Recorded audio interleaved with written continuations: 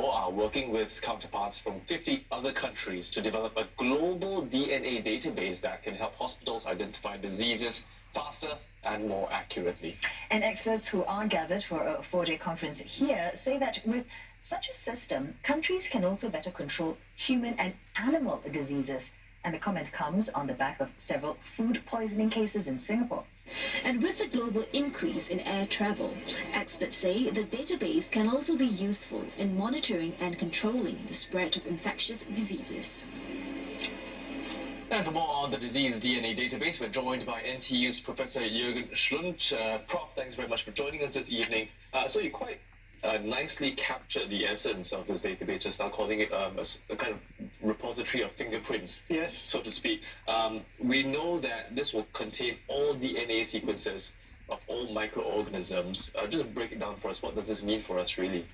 So, in the end, you will end up with something that will give us a totally new way of understanding microorganisms, so bacteria, virus, and so on. Back to the context for this database. I mean, we're seeing viruses come out left, right, and center. We're seeing new outbreaks, emerge. Does this take on more urgency then, do you think? Yeah, I think that many countries, ever since, SARS and avian flu, and also human flu, pig flu, there was a lot of discussion between countries saying, okay, but there is an urgency because we see these global threats, and the only way that you can really deal with global threats is you work together between the different countries, and you have a system so you can compare if the avian flu in Singapore is the same as the one in Copenhagen, or it's a different one.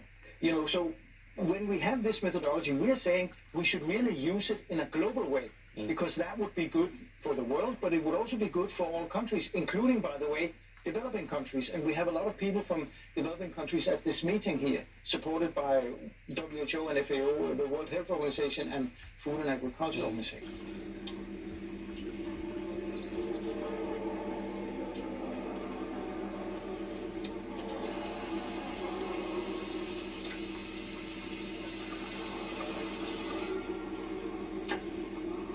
Congratulations. What about the interview?